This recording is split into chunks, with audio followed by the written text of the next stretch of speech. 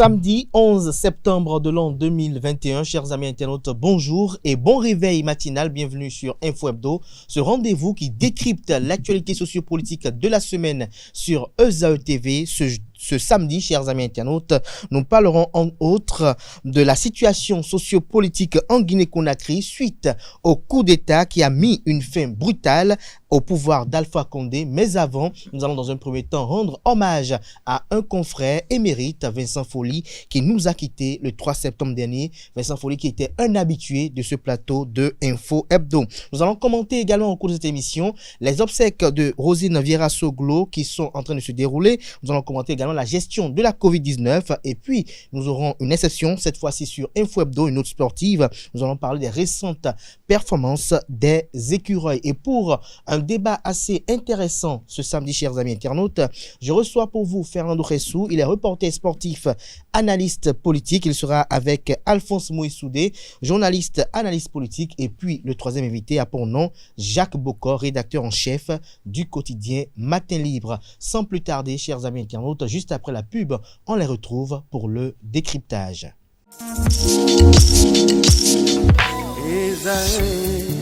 Étudiantes, étudiants, parents d'élèves, nouveaux bacheliers, vous recherchez une école adéquate de formation professionnelle et pratique pour vos études supérieures? Une seule référence, ESAE. ESAE vous offre des demi-bourses et réductions dans toutes ces filières.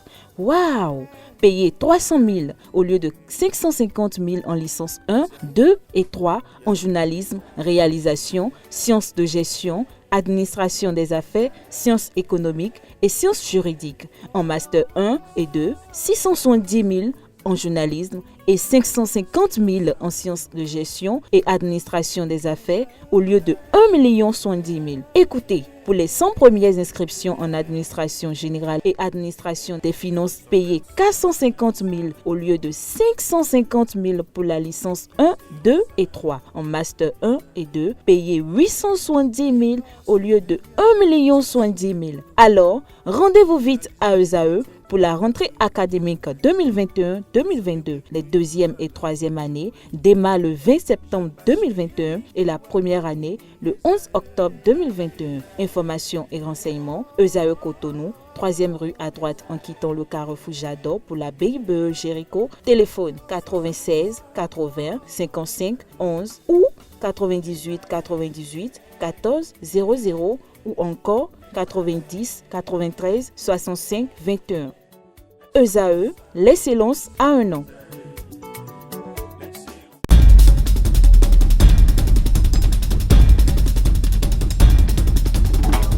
Le décryptage, comme je l'annonçais à l'entame de cette émission, se fera avec vous. Fernando Ressou, bonjour. Bonjour, chers confrères, amis internautes, bonjour. Merci de vous rendre disponible. Merci également à vous, Alphonse Moïsoudé, bonjour. Bonjour à vous, Kader, bonjour à toutes et à tous. Bonjour, Jacques Bocor, et merci d'être là. Merci, c'est moi, Kader, bonjour.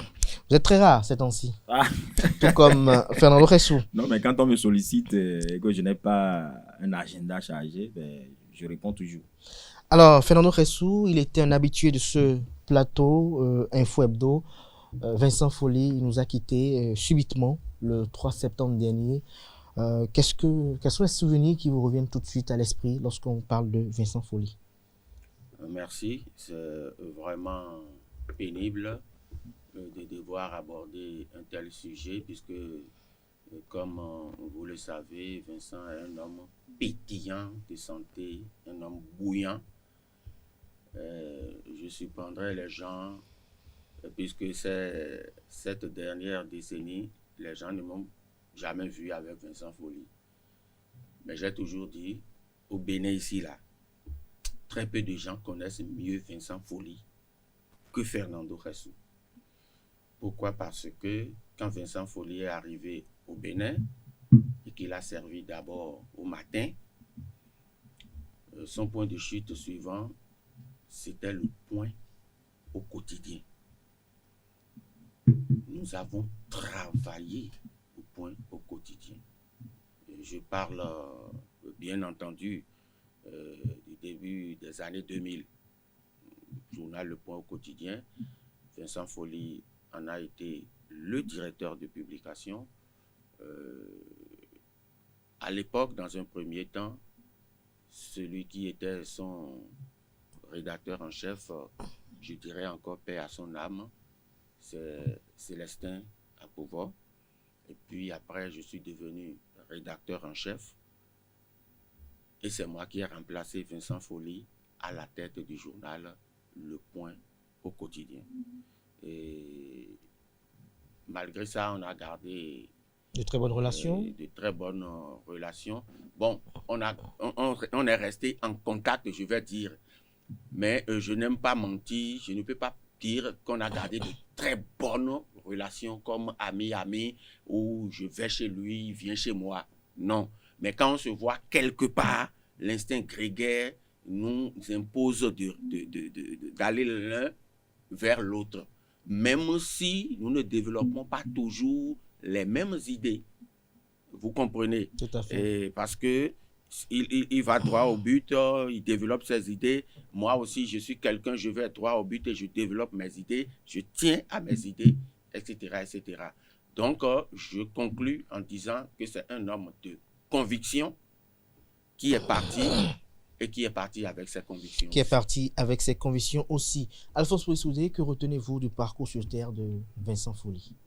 Avant de parler de Vincent Folly, quand vous aviez évoqué la date du 11 septembre, ça m'a fait rappeler qu'il y a 20 ans qu'il y a eu un attentat terrible aux États-Unis. Donc, je voudrais avoir une pensée pieuse pour tous ceux-là, tous ceux qui sont décédés, tous les combattants de la liberté qui ont œuvré ce jour-là, pour que cette page soit quand même un peu corrigée.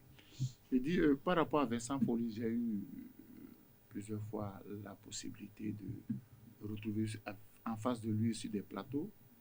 Mais ce que je retiens de lui, c'est un monsieur qui reste droit dans ses bottes par rapport à ses convictions. Quand il est convaincu de quelque chose, on a du mal à le lui arracher. Et Vincent Folly, pendant son séjour sur cette terre, a marqué sa génération. Qu'on l'aime ou qu'on ne l'aime pas, on doit lui reconnaître un certain nombre de qualités. C'est vrai que tout homme, que ce soit vous, que ce soit les autres, tout homme a ses défauts et a ses qualités. Et quand vous décidez de travailler avec quelqu'un, vous décidez de composer avec quelqu'un, vous avez l'obligation morale de composer d'abord avec ses qualités. Parce que si on devrait tenir compte du défaut de tout le monde, je crois qu'aucun de nous n'aurait ni frère ni ami. Donc Vincent Folly a fait son temps. C'est vrai qu'il a mené un combat par rapport à la fermeture de son journal. Malheureusement, au moment où on lui a donné l'opportunité de paraître à nouveau dans les kiosques, de reprendre du service. Il n'avait pas cessé de prendre, parce que officiellement, il était sur les réseaux sociaux, il écrivait sur la toile. Il y avait la version numérique. Donc aujourd'hui, quand la version papier devait reprendre, malheureusement, le Seigneur en a eu besoin, le Seigneur lui a appelé. Et je voudrais que l'œuvre entamée par Vincent Folly ne soit pas tuée. Ceux qui ont travaillé avec lui, ceux qui sont membres de l'équipe de direction de la Nouvelle Tribune, savent qu'il y a une flamme qui est allumée, qu'ils ont l'obligation de maintenir cette flamme allumée.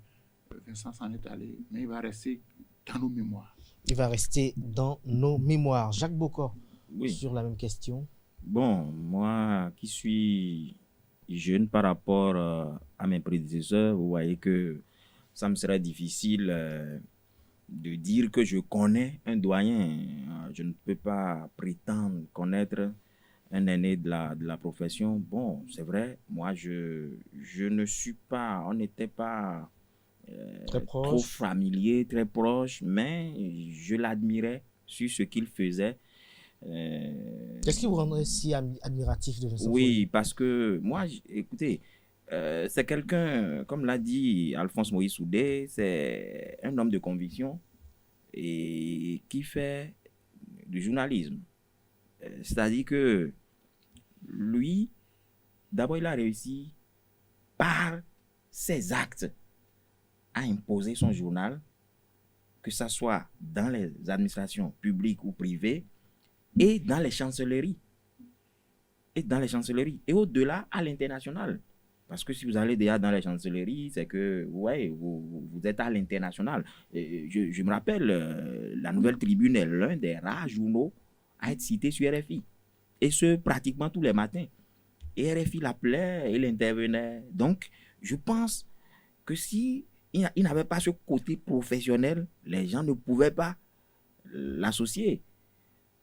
Alors, vous voyez, il a dit un homme de conviction parce que d'abord, pour lui, la communication dans son journal, oui, mais vous ne pouvez pas m'arracher mon côté journalisme.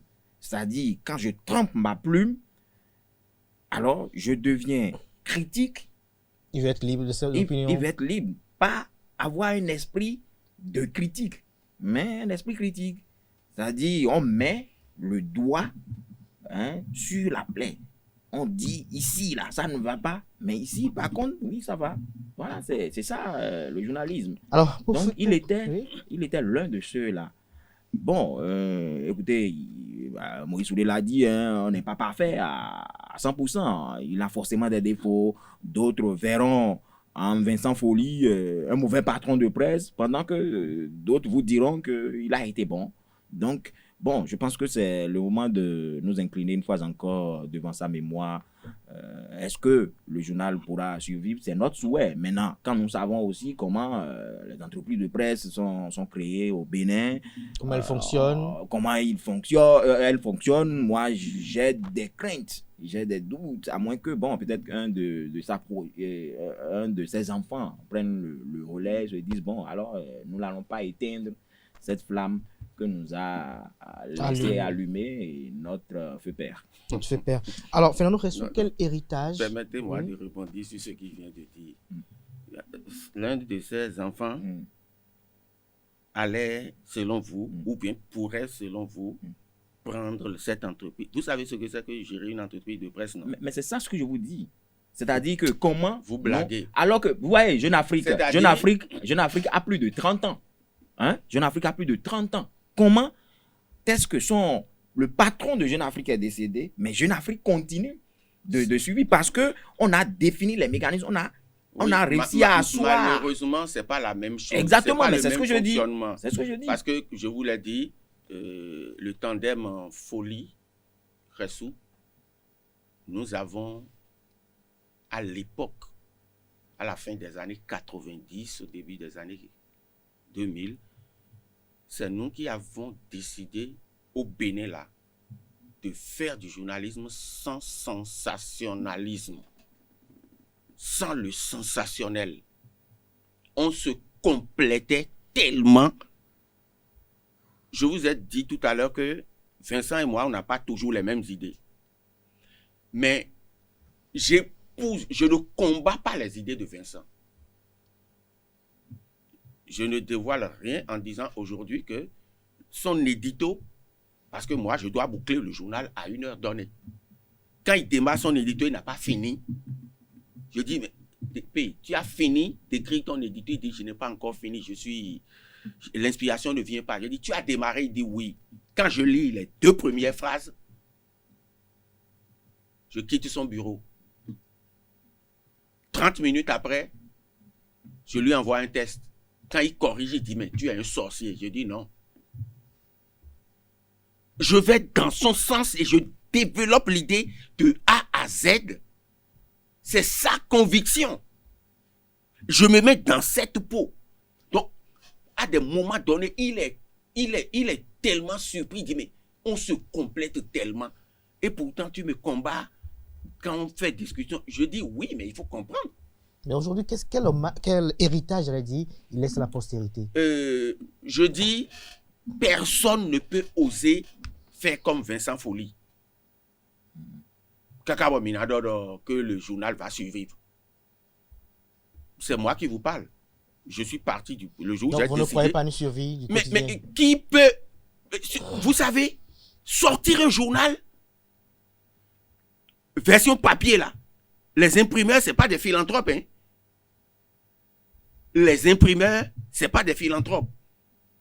Et quand on achète un journal au Bénin, quand quelqu'un achète un journal et l'amène dans une entreprise, depuis le rez-de-chaussée jusqu'au dernier étage, tout le monde lit ça.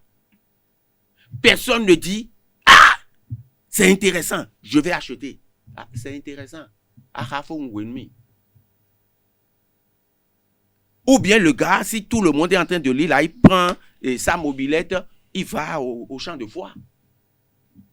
Il va lire le journal là-bas. Le journal ne vend pas. La publicité ne vient pas. Mais le gars a passé toute sa vie à réaliser des miracles. Et vous voulez, qui a la poigne de Vincent pour continuer de réaliser ce miracle-là? Peut-être qu'Alphonse Moïse Soudé a la réponse à votre question. Est-ce que vous avez des doutes également par rapport à la survie de l'héritage de Vincent Folly? Je crois que je n'ai pas de doute. Hein. Heureusement pour moi, je crois que j'ai passé la soirée d'hier avec Marcel Zoumenou. On en a passé tout le temps. Justement, on en a discuté. J'ai passé la soirée avec Marcel Zoumenou et puis en compagnie de Vigile Marcel, on en a discuté. Donc, ils n'ont pas intérêt à ce que le journal meure. Je suis d'accord avec Fernando que bon, c'est pas facile de faire un journal. C'est vrai que il peut arriver, je sais bien de quoi je parle, il peut arriver à un seul individu de remplir les 12 pages d'un journal. Je sais de quoi je parle. Il peut arriver, je peux me ranger seul dans ma chambre, pondre un journal de 12 pages et le mettre différent. Non, donc c'est pas la plume qui va manquer. Ce qui peut peut-être poser problème, c'est les moyens financiers. Mais si moi, je ne doute pas de ceux qui ont travaillé avec Vincent. Et quand je lis les éditeurs de son neveu, quand même, il a de la plume. Donc, ce qui va peut-être manquer, c'est les moyens financiers et peut-être l'endurance à la trempe de Vincent. Mais ils ont intérêt à ce que ce journal ne meure pas. Parce que de 2019 à 2021, Vincent a mené un combat pour qu'on lui restitue ce qu'on lui a indûment pris.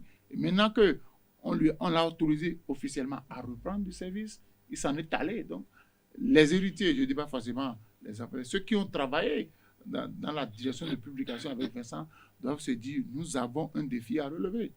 Et le souhait de tous, de tous au niveau de la corporation, de dire, il faut assurer le départ de Vincent. Donc, ils ont intérêt, Marcel et les autres qui ont travaillé avec Vincent, ils ont intérêt à ce que ce journal-là ne meure pas. Sinon, on va dire, pour Vincent, après moi, c'est le déluge. Et c'est mauvais quand ça se passe comme ça.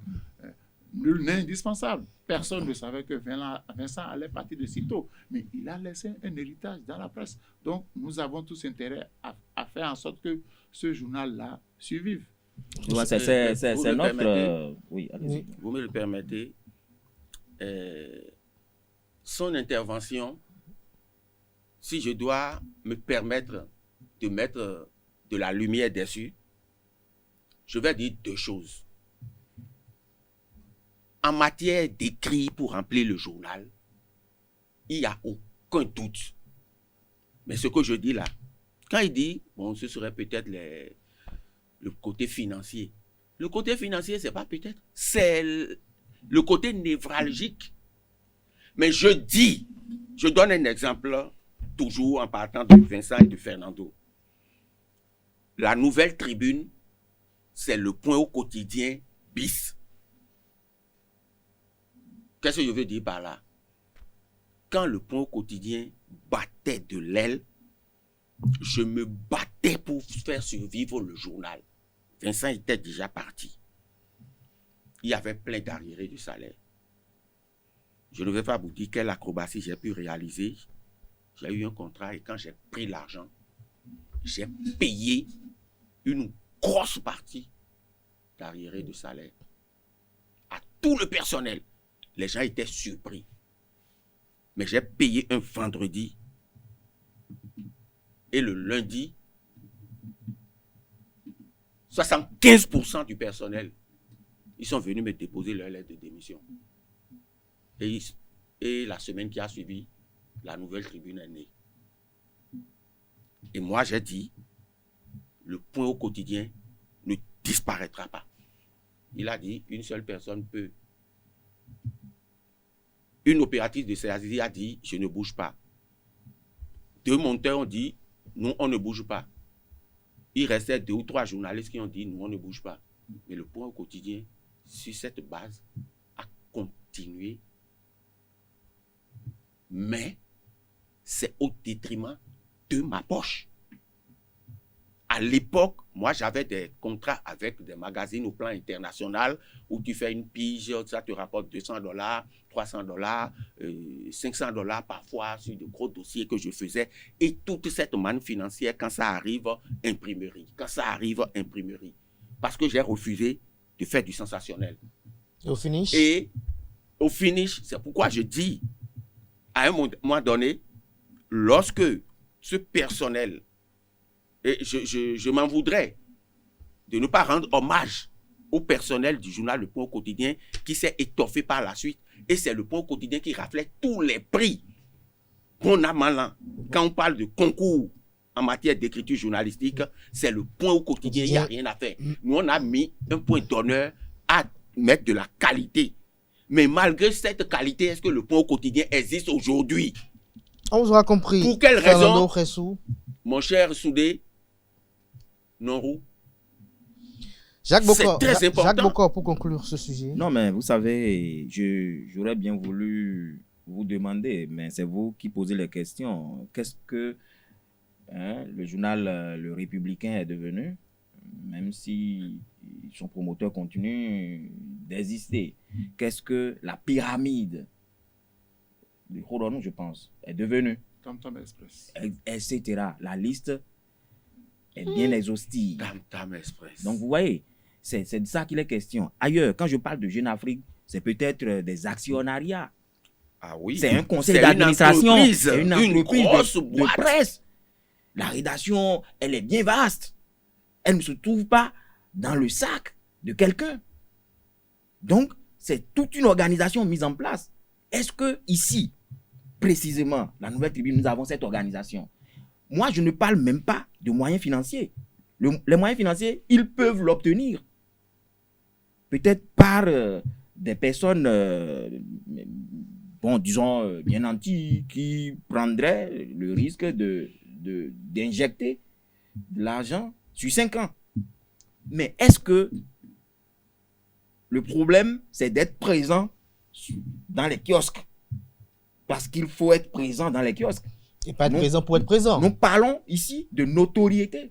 J'ai dit, si Jeune Afrique continue d'être considéré, d'être entre deux avions, c'est parce que le promoteur a réussi à tracer la ligne et d'autres sont venus, ont suivi.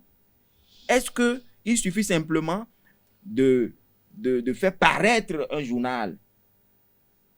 Donc, voilà moi mes craintes. Nos Donc, il faut que les gens travaillent aussi à asseoir véritablement des entreprises de presse pour que, après moi, ça ne soit pas forcément le déluge. Merci à vous. On entend même dire, si vous n'êtes pas d'accord, vous pouvez partir. À parcourir oui, ce matin. Permettez-moi. Nous allons évoluer. Si vous permettez dire, aussi. Les gens travaillent pour asseoir des entreprises de presse. Mais, au Bénin, les gens travaillent. Ils se sacrifient. Mais c'est le pays qui ne le permet pas. Merci à vous, Fernando Ressou. Nous espérons que cette flamme qui a été allumée par Vincent Follet puisse ne pas s'éteindre de sitôt, même si elle devrait s'éteindre. Merci à vous, chers débatteurs, ce matin sur Info Hebdo. Nous parlerons également de cette situation sociopolitique en Guinée-Conakry. Fernando Ressou, vous avez suivi l'actualité en Guinée depuis dimanche dernier. Quel est le commentaire qui est le vôtre? Le commentaire, c'est je suis simplement déçu par ce qui se passe en Afrique. Quand j'ai vu les images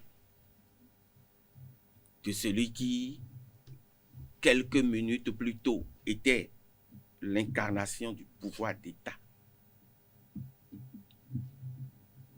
Vous avez vu les images de Alpha Condé? C'est déprimant. Mais c'est grave. On aurait pu ne pas nous montrer ça. On nous dit qu'il est en lieu sûr. Non, mais comme on a montré pour Gbagbo aussi.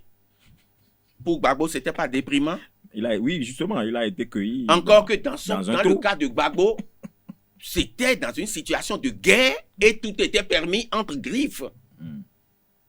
Mais Alpha Condé a été humilié. Absolument. Vous avez vu sa sidération? C'est le lieu d'utiliser cette expression. Il était tellement sidéré par ce qui lui arrivait qu'il était incapable d'articuler le moindre mot. Lui qui, habituellement, est un homme prolixe, qui parle, quand il prend la parole, il ne sait même pas où mettre virgule. Et ça coule dans tous les sens, même si ce n'est pas toujours coordonné. Mais il était incapable d'articuler un mot. C'est pas croyable. Et quand tu vois sur la presse occidentale, les gens raffolent de ces genres d'images sur l'Afrique. Ils en font leur chou gras. Ils sont sérieux. Soyons sérieux. Alors, dites-nous, Alphonse Moïse Soudé, quelle interprétation faites-vous de cette fin brusque de Vous savez, Alpha Condé. Moi, j'ai jubilé. En politique, l'excès est nuisible. C'était le mandat qu'il ne fallait pas faire. C'était le mandat qu'il ne fallait pas faire. Vous savez, quand vous regardez les hommes politiques en Afrique, ils sont de bons opposants, mais de mauvais présidents de la République. Mais écoutez, ce qu'on a fait à Condé n'était pas compliqué. C'est même pas humiliant. Vous avez vu ce qu'on a fait à Samuel Doe en direct quand Charles Taylor lui a pris le pouvoir? Il fallait voir ça. Condé ne devrait pas faire un troisième mandat. C'est pas possible. J'ai dit sur une chaîne internationale hier, alors que je parlais de l'Afrique, j'ai dit nous sommes rentrés dans un cycle infernal des coups d'État. Et beaucoup de présidents africains doivent faire attention. Qui pouvait croire que c'est Doumbia qu'on a fait venir de la Légion étrangère? On a formé une milice. Groupement des forces spéciales, c'est une milice à la disposition de Condé. Personne ne pouvait imaginer que celui que tu as fait venir, c'est lui qui t'a fait partie. Ça veut dire quoi? Quand vous avez décidé de faire 1 ou 2 mandats à la tête de votre pays, à la fin du mandat ou bien des 2 mandats, dégagez. Ce n'est pas le champ de votre père. Et quand vous prenez le pouvoir, vous n'avez pas pris le pouvoir pour faire le malheur de vos compatriotes. Moi, je dis, on aurait pu le tuer, je m'en fous. Ce n'est pas une question de... Vous savez combien de vies humaines qu'on lui a fait tuer? Mais lui, sa vie à lui seul, je m'en fous. Moi, j'ai dit, mais ils ont été gentils avec lui. Parce qu'il faisait souffrir le peuple guinéen. Mais la communauté internationale a déploré l'arrestation de Condé. Mais quand on tuait les Guinéens, je n'ai pas fini, quand on tuait les Guinéens, quand il affamait les Guinéens, quelle communauté internationale a levé le petit doigt pour dire... Est-ce qu'on n'a pas un problème au niveau de la concession de nos systèmes politiques? Parce que pour la plupart du temps, on dit toujours, il maltraite son peuple. Lorsque vous prenez la majorité des pays africains, partout vous avez les mêmes revendications. Il y a absence de démocratie, absence de liberté des hommes, les droits ne sont pas garantis. Mais c'est toujours la même rengaine. Lorsque les opposants d'hier prennent le pouvoir, la rengaine est toujours la même. Est-ce que nos systèmes politiques ne sont pas défaillants? Non, vous savez... Parce que Alpha Condé avait tenu un discours donné avant de prendre le pouvoir. Alpha Condé était quand même une référence par le passé. J'apprécie les Sénégalais. Wada a eu l'intention. Attention. Wada a eu l'intention de perpétuer le pouvoir en voulant, il voulait mettre son fils. Mais les Sénégalais ont dit non. Je dis en Afrique, moi je dis une chose. Quand vous voulez prendre le pouvoir, chacun à son niveau religieux. Tu as prié Dieu pour dire je veux faire 2 mandats. Dieu t'a donné 2 mandats. Pourquoi tu vas exagérer? Pourquoi tu vas exagérer? Et au niveau des Africains... Mais au fond, je suis surpris qu'un Soudé tienne un langage aussi... Qu'est-ce qu'il faut dire? Un Soudé. Oui. Qu'est-ce qu'un Soudé a fait? Non, mais je dis si un président... amis Soudé, ce n'est pas des gens aussi féroces. Je vous reviens. Tout président africain qui décide de massacrer son peuple, qui décide d'affaler son peuple, a toujours fini comme ça. Et je vais me réjouir. À Conakry le dimanche dernier, est-ce qu'il y aurait des enseignements qu'on pourrait en tirer? Bien sûr. D'abord, je ne suis pas de ceux-là qui estiment que oui, on vient déloger nos chefs d'État en Afrique, les grandes puissances s'y mêlent, mais nous applaudissons. Attention. Attention. Je vous dis, le peuple africain, il n'y a pas un peuple plus panafricain que ce peuple-là. C'est-à-dire que si le chef de l'État est au pouvoir et il combat même les Occidentaux, le peuple est prêt à s'allier sur sa vision. Bien sûr qu'on ne manipule pas ce peuple-là mais aussi. Pourvu que... Oui, mais justement, si vous laissez des failles, avant de prendre position, quand vous êtes chef d'État, avant de vous lancer dans une direction donnée, c'est que vous vous assurez que autour de vous... Que votre entourage est verrouillé. Absolument. C'est-à-dire que je veux contracter des accords avec d'autres puissances, je veux céder tel intérêt à tel autre que tel qui avait l'habitude de gérer ça. Ce sont des options qu'on fait. Mais si vous le faites, c'est à vos risques et périls. Si vous choisissez à des sommets donnés de faire 3 heures de discours sur les puissances, il faut vous armer en conséquence. Mais malheureusement, il se fait que ces présidents qui veulent avoir ce peuple-là derrière eux se retournent contre ce peuple. Et quand je parle de ce peuple, y compris les opposants. vous parlez d'enseignement. L'enseignement qu'on peut tirer tout de suite là, c'est que Condé, si on lui tend le micro à l'instant d'après, l'instant où il a été capturé comme un rat et il est devenu tout petit, il allait vous dire, ben, j'avais plus à faire à mon entourage qu'aux opposants, que je pourchassais, que j'embastillais. Donc, le problème n'est pas forcément au niveau de l'opposition. Le problème peut être dans votre maison. Dans votre écurie. Écoutez, Oui. le pouvoir d'État, c'est comme un contrat de bail. Et qui vous remet ça? Le propriétaire. Le propriétaire, ce n'est pas vous. C'est le peuple. Et beaucoup ne veulent pas reconnaître le concept peuple. Mais c'est le peuple qui allait déloger Condé. C'est le peuple. Est-ce que vous pensez C'est la jeunesse guinéenne. c'est le l'armée peuple, la guinéenne. jeunesse guinéenne qui est allée déloger Alpha Condé? Est-ce que Ils ont quel pouvoir? est-ce que c'est véritablement le peuple qui a Ils ont délogé quel pouvoir Alpha Condé? pour aller déloger Alpha Condé? S'il vous plaît. On a beau gesticuler tout ce qui se passe en Afrique. Vous avez posé une question à Soudé. Est-ce que les politiques... C'est pas la politique, hein. C'est l'économique. Absolument. Toutes les économies africaines sont tenues par les multinationales.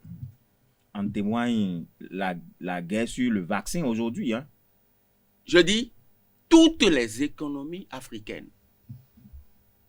Je prends le cas du Bénin. On exporte quoi? Du coton. Mais on importe tout.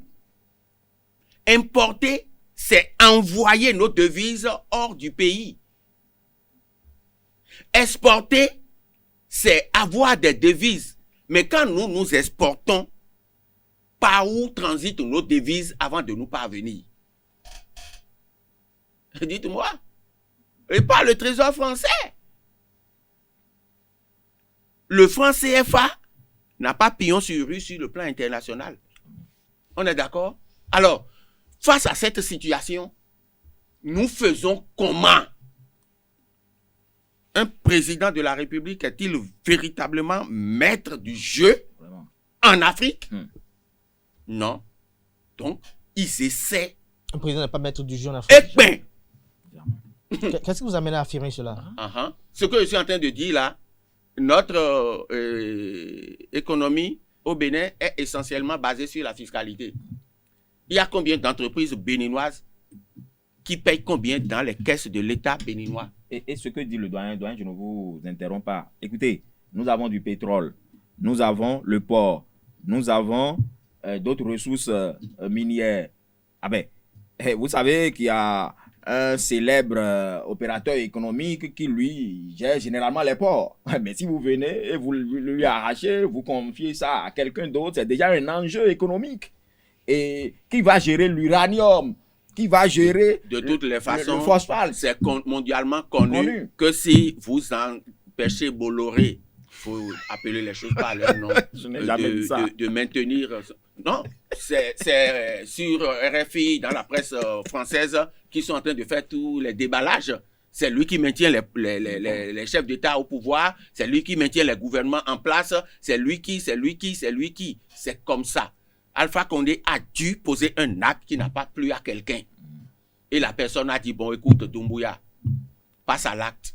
Doumbouya passe à l'acte. Et Avant Doumbouya de me a retourner passé vers à l'acte. Moïse Soudé, j'ai bien envie de vous interroger de savoir. Donc, selon vous, à suivre votre développement, ce n'est pas le troisième mandat qui a été la preuve de Mais discorde. pourquoi est-ce que C'est un alibi les gens selon ont vous. cautionné le troisième mandat? Mais le problème maintenant est que, à partir du moment où le gars a eu le troisième mandat, il a voulu faire le John Brie. Ah bon? Ah bon? Vous avez vu ce qui s'est passé au Tchad? Mais vous blaguez. Ah bon? Ah maintenant? Ah bon? Ok. Non, Alphonse Moïse Soudé. rapidement, Oui. rapidement. Moi, Jacques je Bocor. voudrais développer aussi un point. Vous savez, et Moïse Soudé l'a dit à l'entame, c'est qu'ils viennent comme des agneaux au départ, comme des anges, qu'ils fassent l'opposition ou pas. Surtout ces intellectuels-là. Alpha Condé, c'est quand même un professeur émérite Du supérieur. Du supérieur. Ce n'est pas un banabana. Donc, normalement, il s'y connaît. Et il a juré que lui, il respectera la Constitution. À 83 ans, octogénaire, où est-ce que vous devez être? Vous devez être avec vos petits-fils. Qui serait en train de vous caresser votre menton ou bien de vous tirer les barbes. Parce que ces petits-fils ont besoin de vous, de votre chaleur, que vous les prenez dans votre véhicule, que vous baladez avec eux. Mais on n'est pas au palais à 83 ans. On n'est pas au palais à 83 ans. Justement, avant d'aller à Soudé, je lui rappelle, Ouattara a dit pire que ça. Et quand Ouattara a annoncé le nom de son successeur probable, il a été mis en quarantaine. Fernando, je ne veux pas appeler de nom. Alphonse Soudé, lorsqu'on suit un peu le dernier raisonnement de Jacques Bokor par rapport à Alpha Condé, est-ce qu'on n'a pas l'impression de se dire qu'en Afrique, on a encore l'impression qu'il y a des paramètres du pouvoir d'État que nous, citoyens lambda, nous ne maîtrisons pas? Parce qu'ils viennent comme des agneaux et après, ils deviennent des loups. Vous savez, on accuse... Est-ce que ce n'est pas la fonction qui les métamorphose? On accuse l'Israélien béni d'avoir fait partie de Condé. Allez lire la presse internationale. On accuse l'Israélien béni d'avoir fait partie. Vous savez, les multinationales, quand ils veulent vous faire partie, ils partent du malaise intérieur. C'est clair. Ils parlent du malaise intérieur. Qui ne vous dit pas que c'est eux qui alimentent ce malaise? Ils parlent, vous savez, la Guinée a des ressources. Moi, je dis une chose, c'est valable dans tous les pays. Moi, je m'en fous qu'un chef d'État vole tout le pays, c'est son problème. Mais ce que je demande, il faut que ses compatriotes aient le minimum. Qu'ils soient en harmonie avec... Ses compatriotes, qu'ils aient le minimum, que chacun puisse avoir 2 repas par jour. Il peut construire des gratte-ciels aux États-Unis, c'est son problème. Parce qu'il ne dormira pas dans 2 chambres une nuit. Il ne dormira pas dans 2 chambres une nuit quand il va mourir. Non, il peut dormir dans 2 chambres une nuit. Mais il ne peut pas dormir dans 2 chambres à la fois. Et le problème, c'est quoi? Vous savez, Alpha Condé, il est comme les présidents africains qui, à un moment donné, n'aiment plus écouter le peuple. Ils font la loi des multinationales. Justement, Alphonse, chaque fois on parle du peuple, le peuple.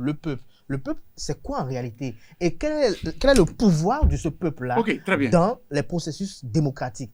Est-ce que le peuple lui-même, pour la plupart du temps, ne se fait pas berner? Est-ce que le peuple, pour la plupart du temps, n'est pas un néophyte par rapport à ce qui se passe réellement? Le premier préalable, je défie cette analyse politique ou politologue de venir me dire ici sur ce plateau qu'en Afrique, on a élu un président à partir de son projet de société.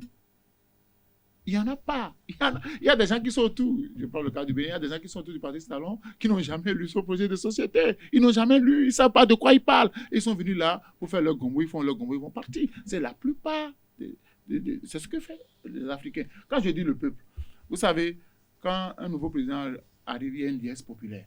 Il dit que Mélodewa, il fera mieux que Médéio. C'est ce que ça veut dire. Il dit que celui-là, il fera mieux que celui qu'on a chassé. On est dans l'espérance. On est dans l'espérance. Mais malheureusement, vous voyez que quelques instants après, il a parlé tout à l'heure des soleils des indépendances, les désillusions de Fama. On a dit le blanc est parti, le noir a pris le pouvoir. On sera davantage heureux. Mais on constate que celui-là, le peu qu'on avait, a dit qu'on appauvrit davantage les pauvres et on a réduit. Mais est-ce que ce n'est pas la moule que le blanc a laissée qui est le problème? Est-ce que l'Afrique est véritablement faite pour la démocratie?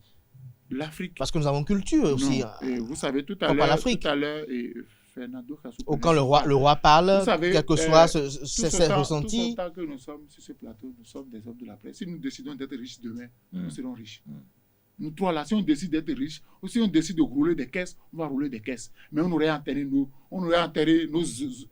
honneurs, on aurait enterré le nom de nos familles. Mais quand vous venez au pouvoir en Afrique, où est-ce que Condé a fait si après 2 mandats il était parti? Condé est comme Ouattara. Les puissances multinationales l'ont imposé parce qu'ils n'ont pas fini de sucer le pays. Mais tu suces le pays, les multinationales prennent. Toi, si président, tu prends. Ton fils prend. Et le peuple ne trouve rien. Parce que vous ne pouvez pas, quand vous avez quand même du pétrole, vous avez vu ce qui s'est passé chez les, comment on appelle, les anciens Zaïrois. Tshisekedi, c'est-à-dire que voilà un pays qui est riche, et vous vendez du pétrole, vous vendez tout, mais les retombées ne viennent pas au niveau du peuple. Et généralement, ceux qui veulent vous faire partie, ils disent, ah, le peuple est mécontent, les gens descendent dans la rue. Personne ne pouvait, Condé même ne pouvait pas imaginer que celui qui l'a fait venir de la Légion d'honneur allait venir le voir dans son peignoir et lui dire d'enlever le peignoir et de porter une chemise. Ce n'est pas normal. Donc, il faut dire qu'en Afrique, Le mal ne vient pas du premier ministre de l'opposition. Est-ce qu'il avait même... Dans votre entourage, vous faites des mécontents. Mais les c'est-à-dire qu'il y a des gens qui sont autour de vous, mais qui se battent, qui ne trouvent rien. Et dès ils savent qu'ils peuvent s'allier à l'ennemi pour vous déstabiliser, ils le font très vite. Alors, Fernando Khessou, nous avons fait le tour de boucler ce sujet. Est-ce qu'à y voir de près, ceux qui sont en train de faire un troisième mandat, tels que Faure Gnassingbé, Alassane Dramane Ouattara, est-ce qu'ils ont des soucis à se faire? Est-ce que ces dirigeants de l'Afrique qui sont à un troisième mandat en fait, vous avez pris deux exemples qui ne sont pas les mêmes. Le cas du Togo, ce n'est pas la même chose. Hein. Le cas du Togo, ce n'est pas du tout la même chose. Pourquoi? Pourquoi? Tout simplement parce que il y a des gens qui sont installés au pouvoir et c'est lui qui continue d'être au pouvoir. Et eux, ils n'ont pas de rotation à la tête de l'État. Non. Ensuite, ce que je voudrais dire, c'est que si le peuple va être content, ce sont les multinationales. Si le peuple va être mécontent, c'est encore les multinationales. Écoutez, on a voulu faire partie El Béchi. Qu'est-ce qu'on a fait? Augmenter le prix du pain. Il y a combien de Soudanais titulaires ou PDG des boulangeries du Soudan? Ils sont PDG par procuration. Ensuite, la farine de blé, qui fixe les prix de la farine de blé. On tient finalement. Je me rappelle, paix à son âme, le professeur Albert Tebois hier, il a fait une conférence de presse, une conférence publique en 1991 au Codiam. Vous dites? Au lendemain de la conférence nationale. Voilà. Et dans l'une de ses explications pour exprimer le déclin de l'Afrique, parce que il a dit, j'ai des amis diplomates congolais, zaïrois à l'époque. On leur a dit, le Zaïre produit de l'uranium, du manganèse, du pétrole, de la bauxite, du coltan, du ceci. Et ils ont dit non, arrêtez. Le Zaïre ne produit pas tout ça. Il dit quoi? Mais allez prendre les livres de... Il dit non. On produit de l'uranium au Zaïre. On produit du coltan au Zaïre. On produit tout ce que vous avez cité au Zaïre. Ce n'est pas le Zaïre qui produit ça au Zaïre. Vous savez ce que ça signifie? C'est comme ça. Si les gens veulent que le prix du pain grimpe aujourd'hui, le prix du pain va grimper, qu'on le veuille ou non. Et quand le prix du pain va grimper, les gens vont grincer des dents. Et la cascade va commencer. On met quelques garnements dans les rues et on extrapole. Ce qui s'est passé à Madagascar, les gens, après, quand ils ont fait les recoupements, il y a eu à peine 1000 personnes dans les rues. Et on a dit que tout le peuple malgache est dans les rues. Contre Atsiaka. Que tout le peuple, et puis c'est ça on a montré. Tout à l'heure, vous avez posé la question, non? C'est qui le peuple? Où est le peuple? C'est de la pure manipulation. Tu es qui? Si les gars veulent, ils vont te prendre. Il y a les Américains qui sont allés chercher un président dans son pays. Le gars a fui de sa présidence, il est rentré dans une ambassade. C'est-à-dire dans une chancellerie étrangère. Et c'est là où il s'est retrouvé même plus en sécurité pendant quelques jours. Mais finalement, on l'a extradé de chez lui aux États-Unis pour aller le juger. Ce qui se passe, sachons tout simplement, raison gardée. Et tout à l'heure, je vous disais, lorsque Ouattara a décidé de quitter le pouvoir, on a commencé à le bouder. Il a été mis en quarantaine. Et s'il n'avait pas rapidement fait la gymnastique qu'il a eu à faire là, peut-être que Ouattara aussi serait parti, on va dire, coup d'État. Il va pas. À quelques minutes, à quelques jours de la fin de son mandat, il y aura coup d'État. C'est clair, c'est ce qui s'est passé au Mali avec Amani Toumani Touré qui tenait à laisser le pouvoir. Le gars tenait à partir, on dit, tu vas partir où?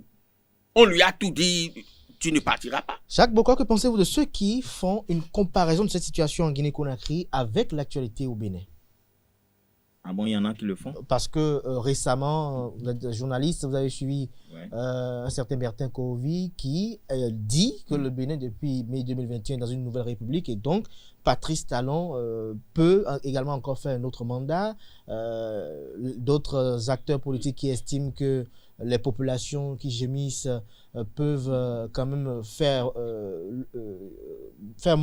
montre de leur ressenti à travers également un coup d'État et autres. Qu'est-ce que vous en pensez?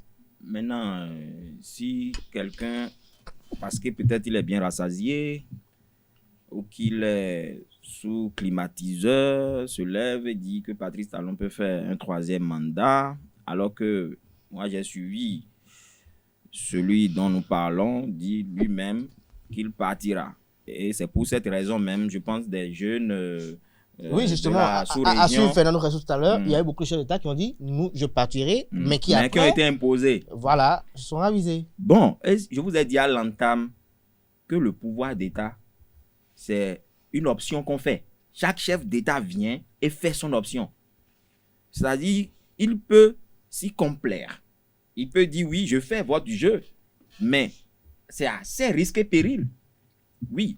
Moi, j'ai vu des chefs d'État qui ont commencé juste un second mandat constitutionnellement reconnu, mais qui ont fait juste 3 mois et qui ont trépassé. Je parle du Tanzanien, Magufuli. Il a fait 3 mois du second mandat, il est mort. Et c'est la vice-présidente qui est devenue présidente de la République. Donc, vous voyez, on peut même mettre quelqu'un là pendant 1000 ans. S'il s'y plaît, s'il fait bien leur jeu, ou bien le jeu, c'est dans les deux sens. Vous devez satisfaire les puissances, vous devez satisfaire aussi votre peuple. Donc, c'est dans les deux. S'il répond aux aspirations, tant mieux, il peut s'établir. Moi, je pense que le problème... peut servir 2 maîtres à la fois. Ouais, le problème surtout, c'est au niveau de la gouvernance. Je pense beaucoup plus à ça. Sinon, est-ce que les gens ont des problèmes? Toute gouvernance a toujours un redit, mais est-ce que les gens, que nous prenons comme exemple, est-ce que les gens ont des problèmes avec les 3e mandats? C'est parce que on en a jusqu'ici, on a envie que la personne parte rapidement. Le président qui vraiment, bon, c'est vrai que c'est un peu difficile, qui aura l'aval, c'est vrai que ça ne suffit pas toujours du peuple pendant plusieurs années parce que peut-être il a réussi à travailler. Qu'est-ce que les gens disent? 2 repas par jour, il l'a dit tout à l'heure. Que la vie ne coûte pas hyper cher, que des infrastructures soient réalisées, que vous soyez aux petits soins des gens. Mais si vous n'arrivez pas à le faire, il vous est difficile de résister, quel que soit votre niveau intellectuel ou vos pouvoirs. Alphonse Moïsoudé, pour conclure ce sujet. Vous savez, je vais exploiter les... Fernando Ressou a dit quelque chose de très important. Quand vous donnez toutes les entreprises multinationales et vous détruisez les opérateurs économiques locaux, vous n'en fabriquez pas. Vous donnez tout aux étrangers. Ils vous font la loi. Même les renseignements. Vous donnez tout aux étrangers. Moi, je prends souvent l'exemple du Ghana. C'est un pays que j'aime. Quand j'ai l'opportunité, je vais là-bas. Vous n'aimez pas le Ghana autant que moi. Je suis allé là-bas. Non, c'est magnifique. L'hôtel dans lequel on m'a logé, je voulais prendre mon déjeuner. Quand j'ai demandé à une écueil, le gars m'a dit non, vous n'allez pas trouver ici. Qu'est-ce qu'il a mis devant moi? Des produits made in Ghana. Voilà. Et dit si je ne veux pas produire made in Ghana, je vais trouver produit made in Nigeria. Voilà. Les biens importés, il n'y en avait pas. Il dit non, tout c'est ce qu'il y a d'essayer. Mais pendant tout mon séjour... Parce que c'est ce qui se passe de l'autre côté aussi. Et quand tu vas dans une pharmacie au Ghana, la pharmacopée qui est promue. Les gens te proposent d'abord le produit de la pharmacopée. Si le produit scientifique entre griffes coûte 1500, l'autre coûte 150 francs. Mais doyen Fernando Ressou. Mais si tu prends ça, ça peut être aussi une option et de gouvernance, non. Mais qui peut aussi vous être fatal. Voilà, ce que je dis, vous avez parlé de multinationales. Non, ce que je dis, je ne parle pas de multinationales. Les exemples qu'ils donnent là. Je parle des opérateurs économiques ghanéens. Les Ghanéens sont promus. L'éponge, on a voulu acheter éponge, et vous allez voir, tel que vous rentrez dans Accra, vous allez voir des panneaux géants où on fait la publicité de ces produits dont tu parles. Oui. Savon, éponge, médicaments. C'est ça qui vous accueille. Et quand vous allez au marché, comme il a dit, ils n'exposent pas les produits étrangers. C'est au magasin. Oui. Mais quand vous ne voulez pas de leurs produits et que vous voulez produits occidentaux, ils vont vous sortir ça, mais ça coûte cher. Donc je dis, ce qui arrive au président africain, vous avez pactisé avec les multinationales, ils vous imposent tout le temps leur volonté. Le jour où vous décidez de ne plus faire leur volonté, vous partez. Vous partez. Mais quand vous avez les opérateurs économiques de chez vous qui vous donnent des facilités pour développer, lui il a dit, qu'est-ce qu'au Bénin on exporte quoi? Rien. Même on produit le coton ici, mais les gens en vont, les tissus viennent. J'ai suivi un documentaire. Donc, quand vous comptez sur les multinationales, vous êtes obligé. Ouattara est revenu pourquoi? Il est revenu pourquoi? On lui a dit de revenir parce qu'on n'a pas fini de sucrer la Côte d'Ivoire. Et tant que lui, il est là pour garantir les intérêts des multinationales, il va rester. Mais quand Condé a voulu quitter la ligne tracée par les autres, on lui a fait la fête. Et comment on lui a fait la fête? C'est dans son entourage. Vu qu'il y avait un malaise déjà qui se développait, on a profité de ce malaise. C'est pourquoi j'ai dit au président africain, quand vous venez au pouvoir, le peuple souvent c'est un rempart aussi. Quand le peuple se sent à l'aise, le peuple s'oppose. Mais on a tué aussi pour que... Au-delà de tout, on a vu la résistance qu'il y a eu en Côte d'Ivoire. Il y a eu des tirs aussi en Guinée-Conakry lorsqu'on a voulu prendre... Je suis d'accord avec vous. Même, regardez, malgré les moyens déployés en Côte d'Ivoire en 2010-2011, vous avez vu la résistance. Il revient au président la résistance du peuple, de fabriquer des ivoirien économiques. Vous savez, aujourd'hui, un Dangote au Nigeria, ce n'est pas n'importe qui. Quand il y a crise, le président de la République le sollicite, il discute. Et pourtant, quand Dangote crée des entreprises, il recrute ses compatriotes. Vous allez au Ghana, vous allez voir Dangote encore au Ghana. Donc je voudrais qu'en Afrique, quand vous faites ces choses-là, et que le peuple trouve son compte. Le peuple ne veut pas construire forcément une maison. Et le chef de l'État voyage avec les opérateurs économiques. Ouais. Alors Fernando Ressou, je voyais que vous brûlez d'envie de réagir. Vous avez encore quelque chose à dire par rapport à ce sujet? Oui. Quoi? J'ai quelque chose à dire. Ce que j'ai à dire, et pour conclure, c'est très simple. Vous savez, quand vous prenez l'Afrique, vous constatez que ceux qui deviennent riches, leur prochain objectif, c'est de prendre le pouvoir.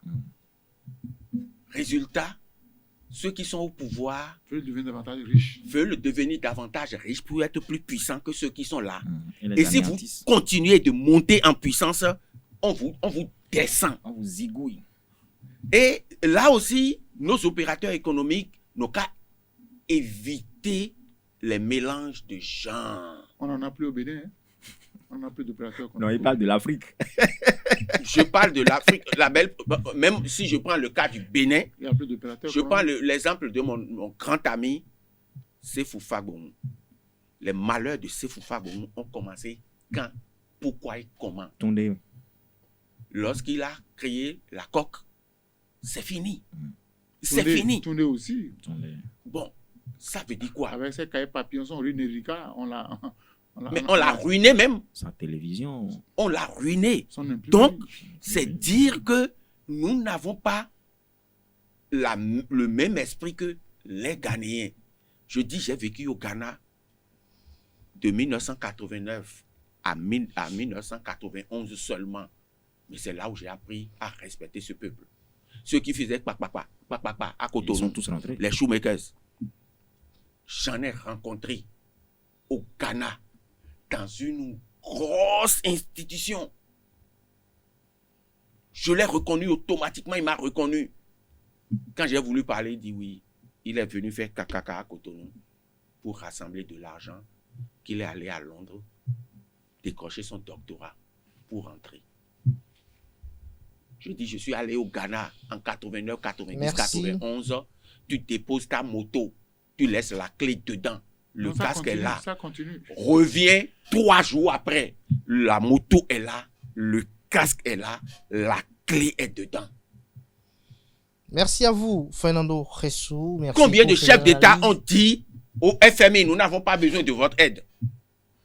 Le président français arrive, il dit, nous n'avons pas besoin de l'aide de la France.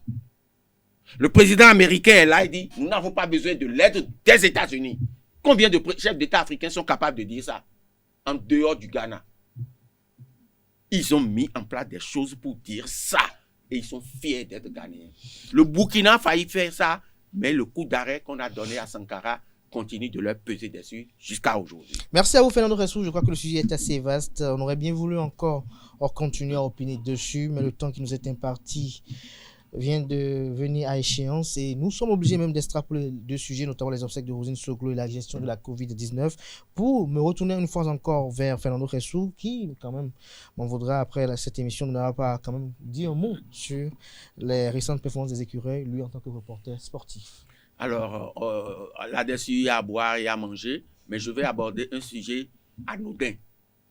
Un sujet anodin pour tout le monde, mais qui est d'une importance névralgique pour moi. Les écureuils, actuellement, sont premiers ex-aequo de leur groupe. Et pendant longtemps, il y a un joueur que les gens étaient sur le point de lyncher. Les gens étaient prêts à l'égorger. Vous savez de qui je parle? Non, puisque vous n'êtes pas... Non, pas Khaled. C'est Adeoti, Jordan Adeoti.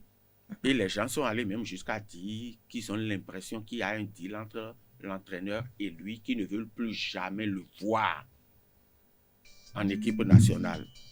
Mais je vous assure que ce joueur, c'est lui qui nous a sauvés contre la République démocratique du Congo en marquant un but. Et puis subitement, les Béninois se sont mis à faire preuve d'un dithyrambisme.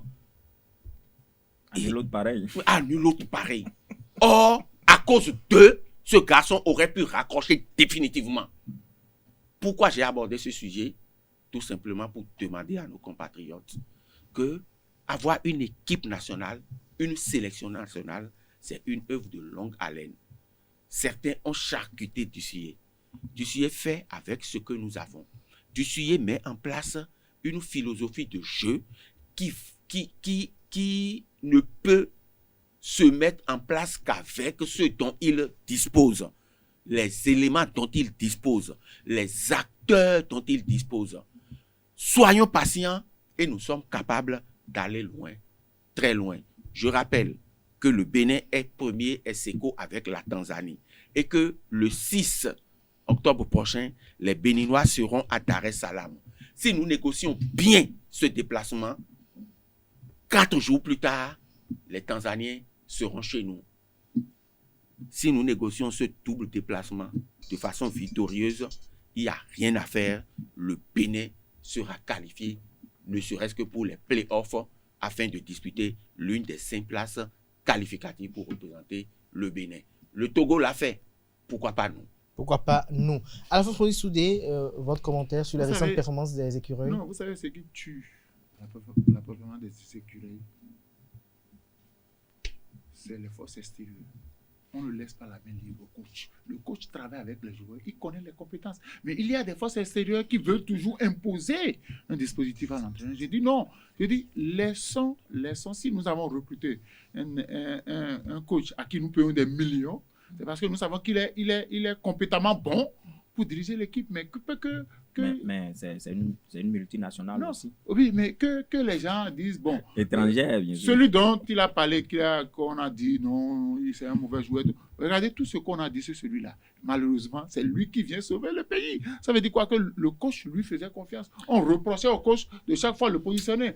Je dis, il faut que les forces extérieures, je vais parler, que ce soit au niveau de la fédération, au niveau du ministère, au niveau de ceux qui ne sont pas sur le terrain, laisse la main libre au coach. Si le coach fait le travail, après on va s'asseoir, on va faire une évaluation à mi-parcours. Mais quand vous interférez régulièrement dans ce qui se passe d'équipe, moi je félicite les gars.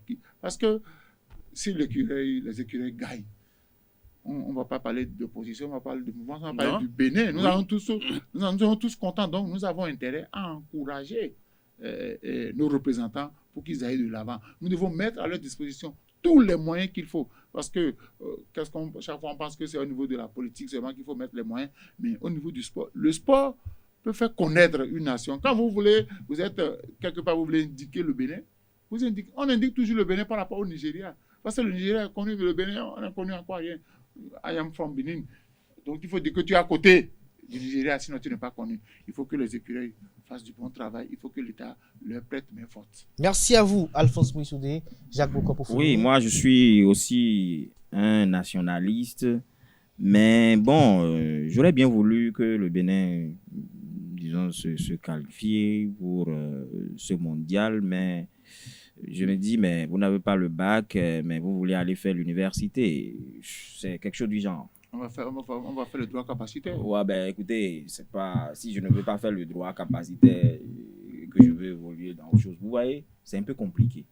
Pour vous dire quoi? Mais nous restons positifs. Je suis d'accord avec vous. Comment il mais peut dire non. ce qu'il dit là, quand vous prenez le classement FIFA Coca-Cola aujourd'hui, là où se trouve le Bénin par rapport à la plupart des pays. Est-ce que je peux aller au bout de mes idées? Vous allez revenir, mais permettez-moi de vous demander de retirer cette comparaison de celui qui n'a pas le bac et qui veut aller à l'université. C'est son avis à lui. Et Son avis à lui. Et il le vous partage voyez avec là nous. où il met le football béninois. Allez-y, Jacques Donc, Boko. je n'ai pas le BEPC et je passe en seconde. Et j'irai dans 2 ans au baccalauréat et au BEPC. C'est ça ce que nous voulons faire. Nous voulons faire du forcing. On bâtit sur du sable, comme on le dit, vermoulu, c'est ça, hein? Ou mouvant. Voilà. Parce que on dit, on ne fait qu'avec ce que nous avons. Les autres pays ne font pas ça. Ils ont des ressources. Ils ont des ressources, du répondant. Quand vous avez un attaquant, vous en avez 2 paires en plus. On a l'entraîneur même, ou le sélectionneur national, est dans l'embarras de sélection. Mais ici, on voyage et on va fouiner. Où sont-ils? À coups de millions. Retournons et bâtissons notre football. Et avec les acteurs du secteur. Avec les Parce acteurs que du secteur. vous allez ailleurs, quand on dit fédération de football, quand on dit ministère de la jeunesse et des sports, quand on dit une équipe, vous avez affaire à des professionnels. Mais même les voyages de l'équipe nationale, vous voyez la composition jusqu'au reporter sportif. Mais ici, ou bien, quand vous faites un peu la comparaison, vous constatez qu'il y a encore à dire et à redire. On parle de championnat, mais les acteurs que vous avez ne sont pas du domaine, ne s'y connaissent pas, alors qu'il y a des anciens qui ont pratiqué la chose. Football béninois qui parle. Exactement, je sais de quoi je parle. Je sais de quoi je parle. Donc, c'est un bon début. La construction des stades, c'est un bon début. Si je dois laisser l'initiation, vous répondre, je pense que le fait d'avoir initié les classes sportives aussi, c'est une bonne chose. Maintenant, il faut qu'on sorte de tout ça la politique. Il faut qu'on sorte de tout ça la politique. Les autres ont commencé comme ça. Construction de stades, détection des talents. Et puis sortir la politique des sports en général. Ils ont parlé de vouloir imposer des joueurs. Je ne dis pas que ça se fait ici. Mais il reste qu'il faut sortir la politique du football pour que vraiment nous construisions notre football, pour que vraiment nous ne soyons pas là parce que tel est blessé, on commence à se gratter là. Vous voyez, la fois passée, 3 joueurs, ou bien 5, dont 3 testés positifs, et puis 2 absents, on a commencé à... Merci à vous, parce qu'on n'a Jacques pas de répondant. Je rappelle que vous êtes le rédacteur en chef du quotidien Matin Libre. Vous étiez face à Alphonse Moïsoudé, journaliste, analyste politique. Le 3e invité est Fernando Cressou, reporter sportif, analyste politique. Je crois que Fernando Cressou est resté sur sa faim. Il aurait bien voulu répondre à Jacques Boko, mais je crois que le débat va se poursuivre en studio. Merci à vous, chers invités. Merci à vous, chers amis internautes et fidèles à ce rendez-vous d'information, de décryptage de l'actualité politique. C'était Info Hebdo de ce samedi 11 septembre 2021. On se retrouve dans une semaine pour le même exercice, par la grâce et la bénédiction divine. Portez-vous bien et à demain pour l'invité.